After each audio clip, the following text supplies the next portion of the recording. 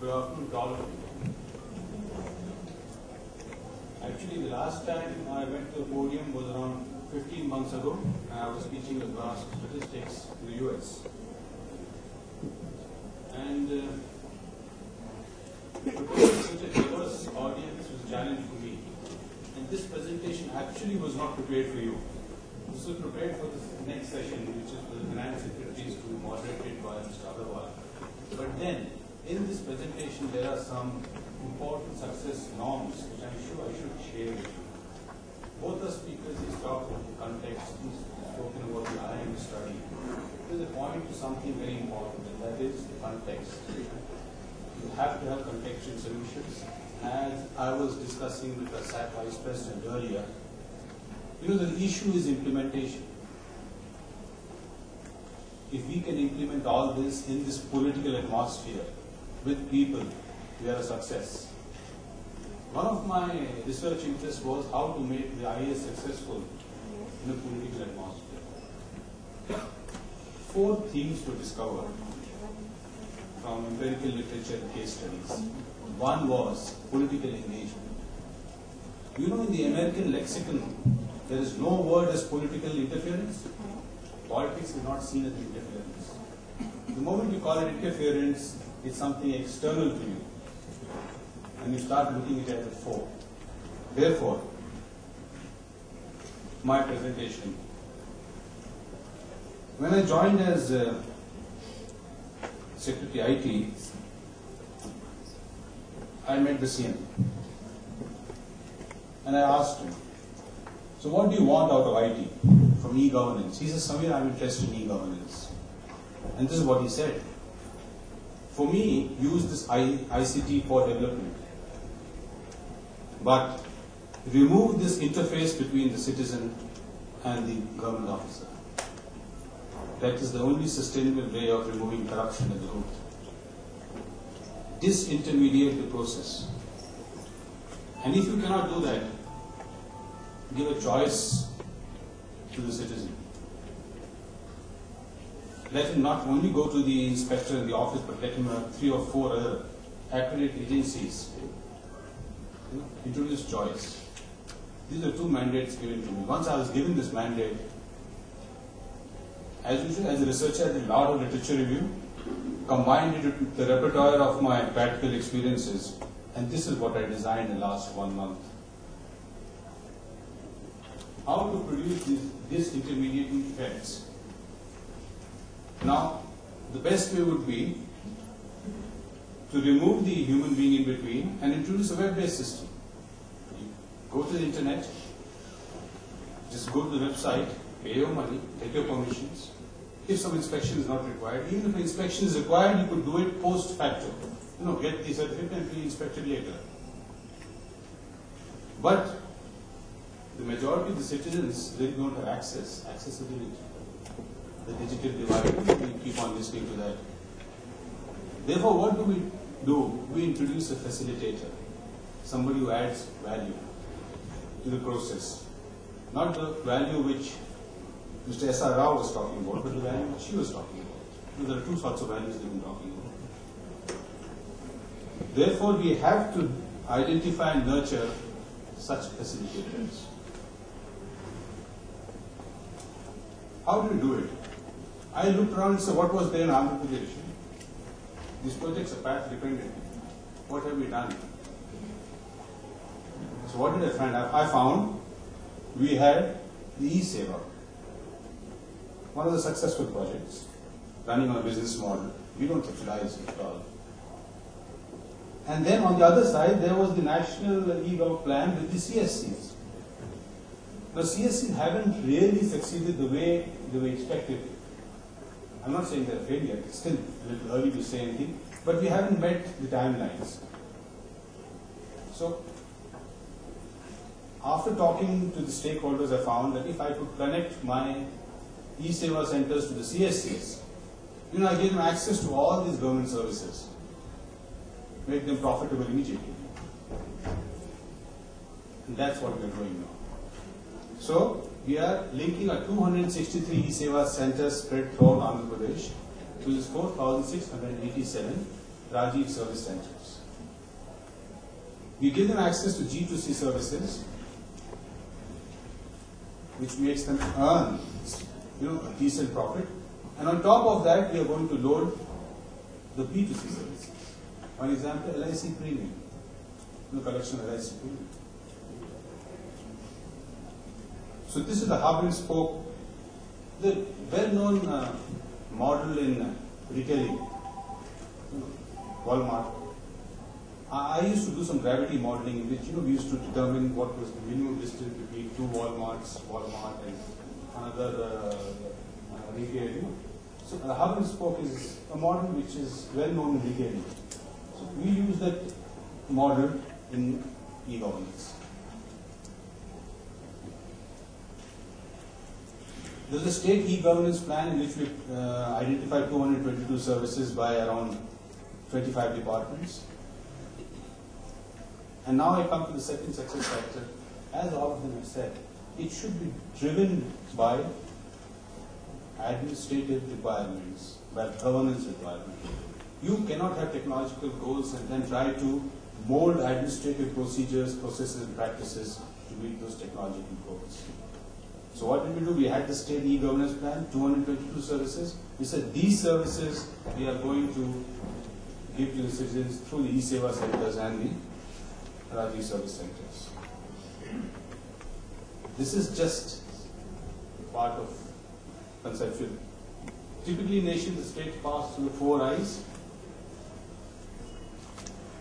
Remember this I? We were in that for 6-7 years. So now we have come to the stage of integration. And Richard Heeks called this from e-governance to I-governance. Now what do we mean by integration? Integration has several connotations. The connotations we have is, we found that we were stuck at 2 locations in Andhra Pradesh. One is the cataloging case, and the second is the transaction, e-Seva. Cataloging means you just have the forms printed out from the website, or you get information from the website. Then you have the transaction, in which you could transact through e-Seva centers, maybe a few websites, hardly one. So we have to get on to the next 2 stages. This is the front end, and this is what we found in India. The next 2 stages are, what are known in the conceptual models as vertical and horizontal integration. But I'll put it in very simple words. Integration means speaking with oneself. There's a department, look at the local body, the town planning doesn't speak with the taxation department. So the building is completed, the taxation department doesn't know when to assess it. So this is speaking with oneself, speaking with one another.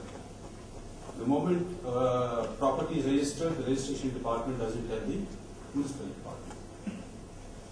And then speaking with others, that is speaking with citizens. Okay? So now these I divide into spatial and temporal processes which have to be integrated. What is the spatial? Sideways, up and down, so vertical and horizontal, what we call.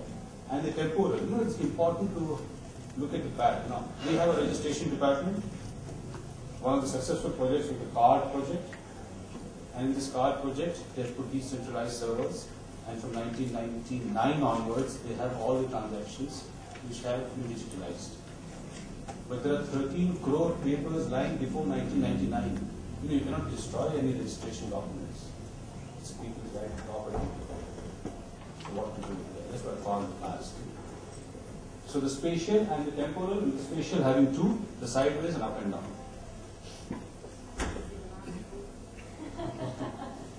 So this is what it means. Cataloging, transaction, we are at this stage. We have to go to vertical integration and the horizontal integration. The sequence is this only. So we are now focusing on the vertical integration.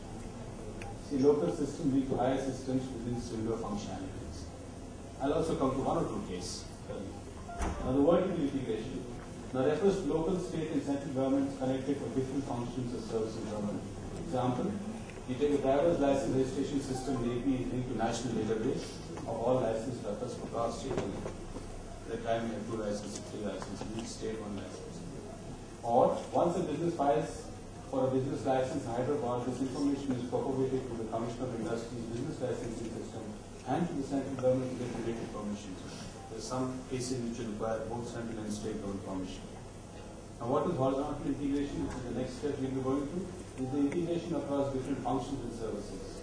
Example, business being able to pay its ESI dues to one state agency and back to another state agency. So this is the last stage which we are not trying to do immediately. Now sequencing, as I have been saying, sequencing is first do the vertical integration and then you go to the horizontal integration.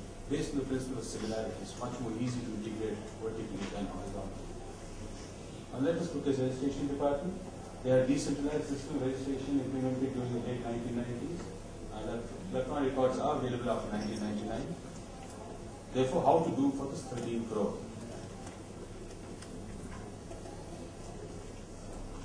We have to have an indexing facility, we have to have a search facility. So for this, what we are doing, there is still at a very preliminary level, there is a company here known as First American. These guys, they digitalize all the records of US registrations in Hyderabad. So they will be digitalizing it. After that, they will be indexing it. We'll have a search facility. Our ultimate objective, you go to the website, put your name in, go to your document and print it out. You don't come to us. Even the e-Seva will become redundant at that point of time. E-Seva also, this intermediary is a transition phase to the ultimate web-based system. Okay.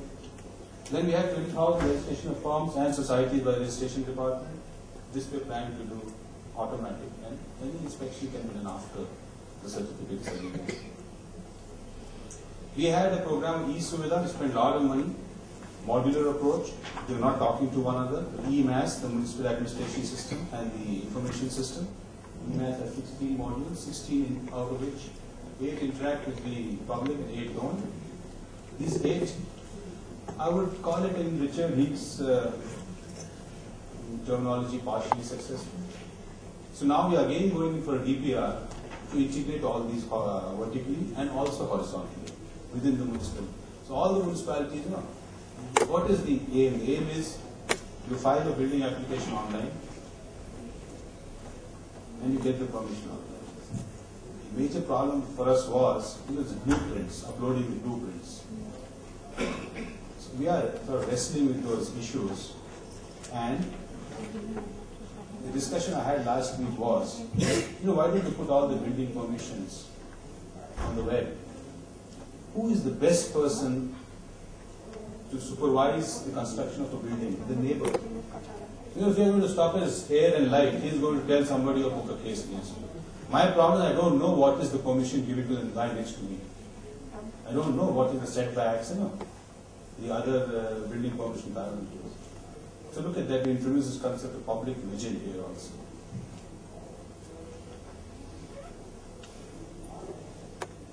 So this is what we have been doing. This, the DPR will be doing all the things for the municipal administration department. Therefore, contextually, what did we determine? Number one,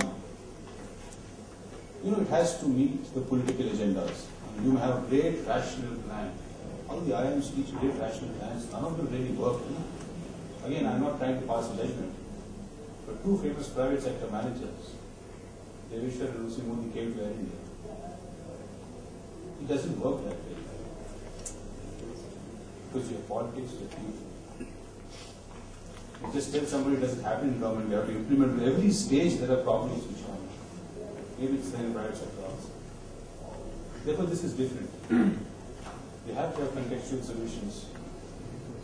And I would say not even for states, the contextual solution should go down to district level also. Unless you account for that, ego projects will be disparate, decentralized, partially successful, some goals met, expensive. And then we'll have to, like we're doing for municipal administration, again have a DPR to assemble everything together and bring about those integrations. Thank you.